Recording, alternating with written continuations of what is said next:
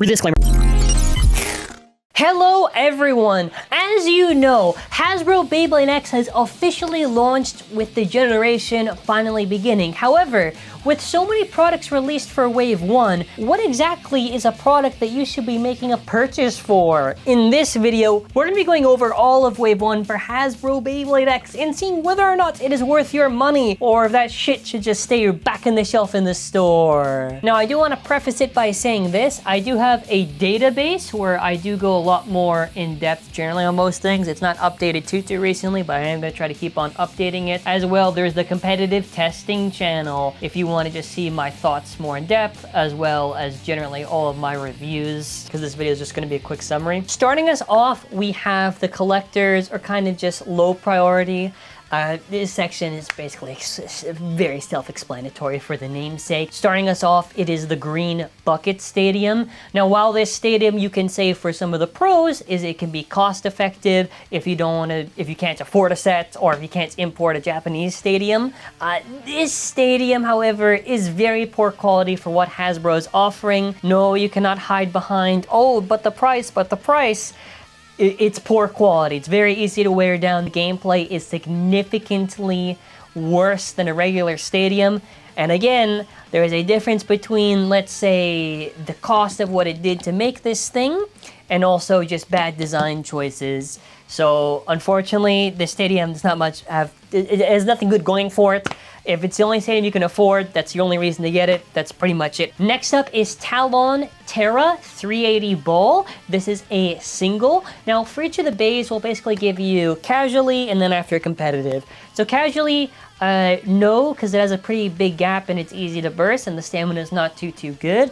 Now, competitively speaking, the blade is way too inconsistent. It's best used for, I guess, low height attack on like a low flat bit. It's too inconsistent really for anything. It bursts very easily. 380 is good, and generally for any 80 height, it's best on stamina and defense stuff. And I mean, the only other thing is that it comes with the ball bit, which that could potentially maybe be your one huge positive for this. It's the cheapest way to get a ball bit, so I guess there's that. Otherwise, not really much else going for it if you're a collector or even a competitive player. The ball bit also has good stamina and is one of the best stamina bits currently out in Beyblade X right now. Next up, it's Dronzer S 380 Taper. So Dronzer S has the issue where the blade is so light compared to the rest of its competition that it's very inconsistent. You would again probably run this on low height attack. 380 is fine, as I previously have mentioned. It's fine, but not really for the stock combination. You want to run Dronzer S on low height attack if you're trying to do anything with it. Now, Taper is pretty nice because,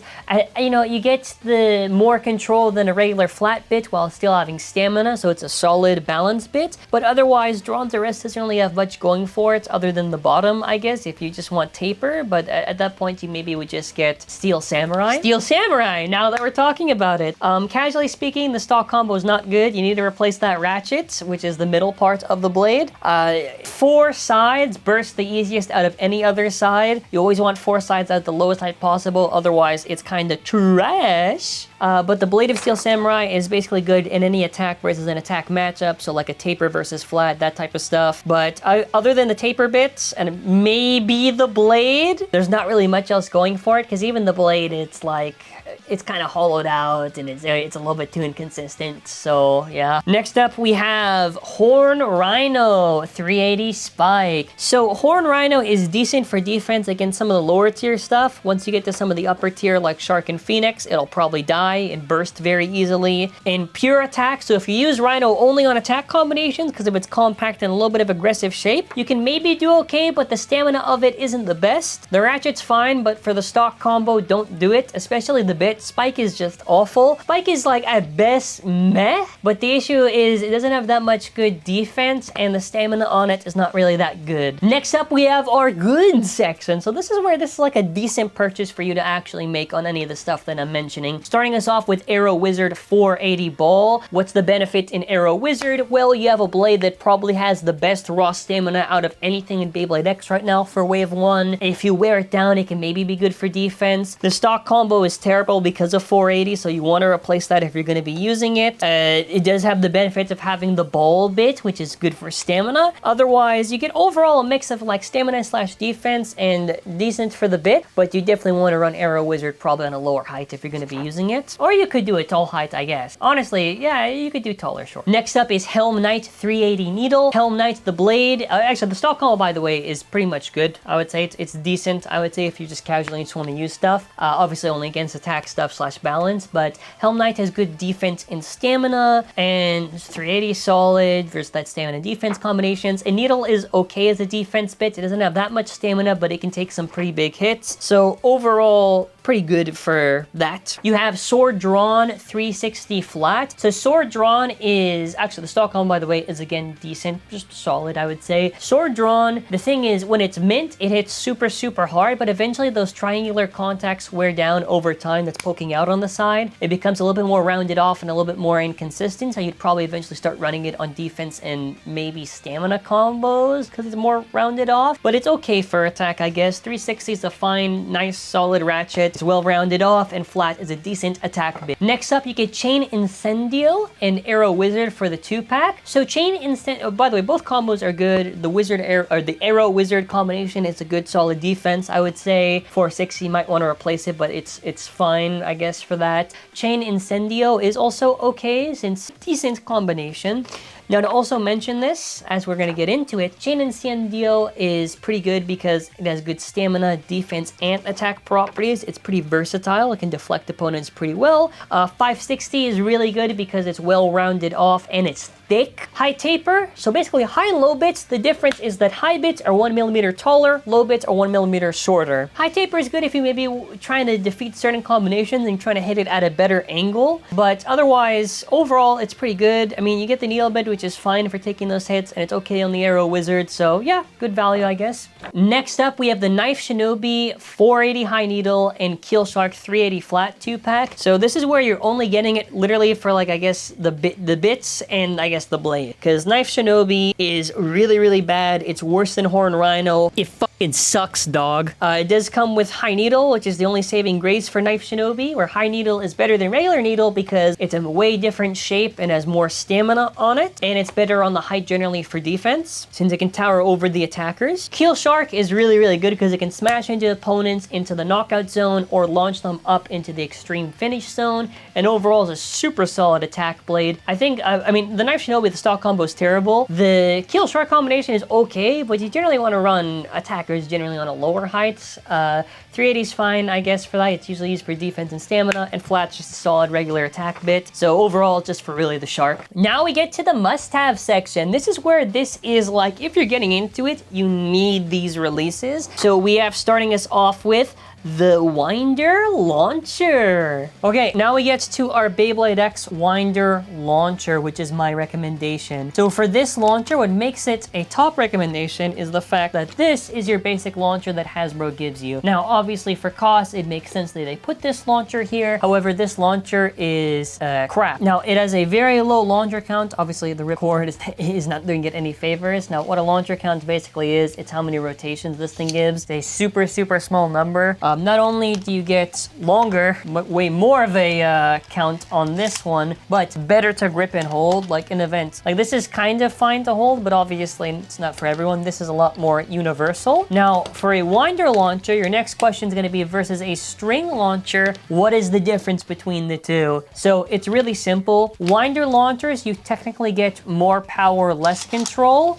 And string launchers is technically less power but more control. However, you can get as much power as a Winder launcher using a string without having to exert as much effort. It's really personal preference between the two of these. I mostly use Winders in my videos, but here and there, even in events, I will use a string just because I don't want to have to keep wasting strength constantly ripping. And if this can get to that same power level with less effort, I'll just do that. But these are personal preferences. This is not like one is truly superior than the other. It's just whichever one are you more comfortable with. I do say generally string is probably where it's at, but that's my personal opinion. Next up, we have the best single, arguably, Keel Shark 360 low flat. Keel Shark is a great blade for attack for smashing into the knockout zone or the extreme finish zone due to the curves of its shape. It's a super good stock combination, probably one of the best for attack to use. 360 is a nice low height ratchet with a well-rounded off shape. Low flat is 1mm shorter than a regular flat and is good if you want to try to make contact with those ratchets a little bit easier, because as you know, with Beyblade X, one of the ways to burst is making the contact to the ratchet. So that is basically what you would try to have. Next up, you have Scythe Incendio. So this is with 460 taper. You're primarily just getting this for the blade because the stock combo is okay at best, but what really makes the shine is that the blade is super good for stamina. It has a very well-rounded shape and it's aggressive, so it can bully other stamina types on its aggressive shape on a stamina build, and it can tank big hits from attackers due to its aggressive shape while still having that stamina. So it's like a mix of both. True balance. 460 is kind of whatever on it. It's okay. Four sides are kind of clap. But then after the taper bit, taper is pretty good if you want to have more control than regular flat while still having stamina, but not as aggressive as regular flat, but still pretty good. But overall, it's primarily just for the blade. Next up, you have the Tail, Viper, and Sword Drawn 2-pack. You're primarily getting this for the orb bit. Now, if in the future there's a release that has orb in some single, I'll probably recommend just that over the 2-pack. But for now, what's your benefit in this? Sword Drawn, which is a decent attacker with the 360 and the flat. 360 is well rounded off, and flat is a decent attack bit. Sword Drawn is decent for attack. Stock combo is okay, and it's fine. I mean, the contacts kind of wear off a little bit quickly, so it's still okay for attack, but after a while, Sword Drawn is probably going to get used for like stamina or defense build, I guess. But ViperTail, the blade itself is clapped, kind of. I mean, it's okay, but it's very inconsistent. You generally use it for attack, not stamina, actually. The stock combo is bad for ViperTail. 580 is okay. It's pretty, again, it's an 80 height, so you're just using it on stamina and defense. It's fine.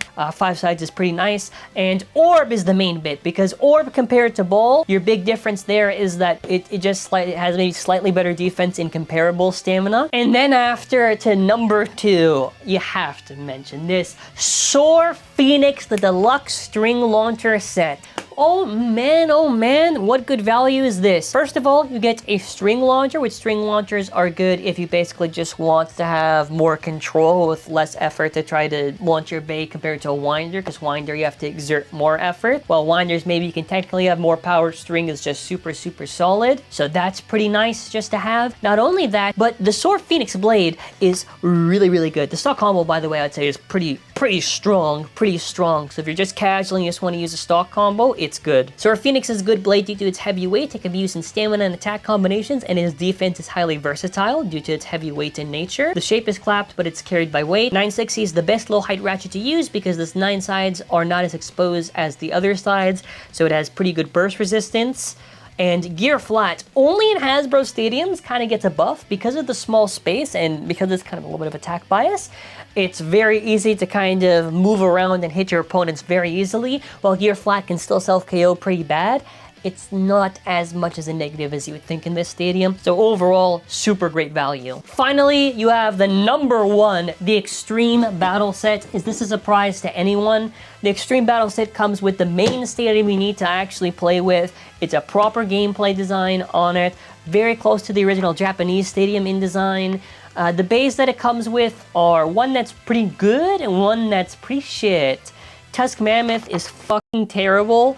It's a very horrible blade. It's just so inconsistent for anything. Oh my god, they just killed the blade for anything that would be probably, even casually, to be used. 360 is fine. Taper is a solid balance bit for just that stamina while still having aggression. But Dagger Drawn? The blade is pretty good at deflecting other attackers. It's decent against other stuff for pure attack use. 460 is kind of clapped on it, not gonna lie. It's not really the best ratchet to use in it. You'd probably do 560, but it's okay for the stock combo for Dagger Drawn. But the Rush bit, until they reprint this, is like the best bit in Hasbro, honestly, right now, even in general.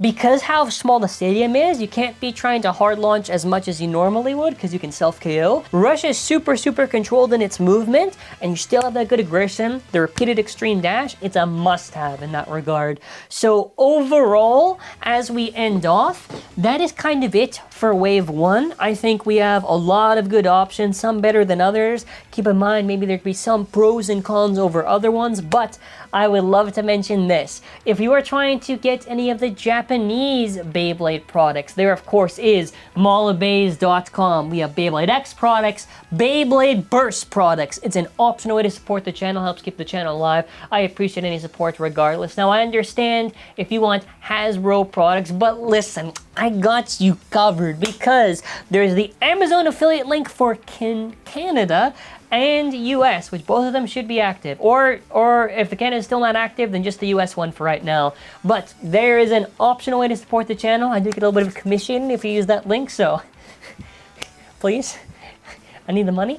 That's we're going to be ending off this video. Of course, as mentioned, links in the description below for any resources if you are a new player that's trying to get into the game and you would like to learn more. I will always have videos on this channel covering it, trying to review whenever I can. So please make sure to check out this channel, and if you're new here, subscribe to the channel and show me some love, please, please.